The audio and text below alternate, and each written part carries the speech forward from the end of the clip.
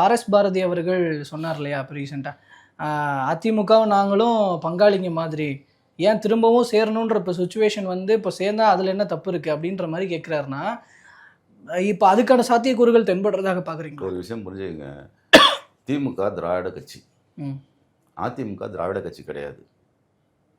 அது என்றைக்கோ திராவிட கட்சியிலேருந்து ஒளிஞ்சு போச்சு. அது முழுக்க முழுக்க இந்துத்துவ கட்சியாக மாறி போச்சு. இதெல்லாம் கடந்த 10-15 ஆண்டுகளாக பிரச்சாரம் பண்ணது யார்? திமுக தானே. அதிமுக திராவிட கட்சியே கிடையாதுன்னு சொல்லி பேசாத தலைவர்கள் யாருன்னா இருப்பாங்களா? பேர் தான் அதில் வந்து அண்ணா இருக்கிறாரு, திராவிடம் இருக்குது.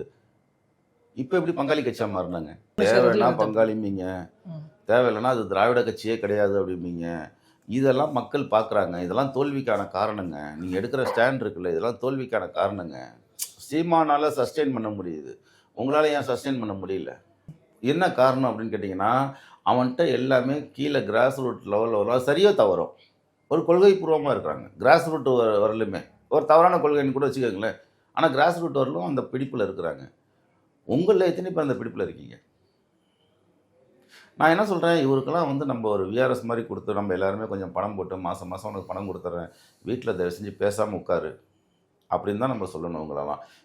இவங்க பேசி தான் இந்த சிக்கலை உண்டாக்குறாங்க.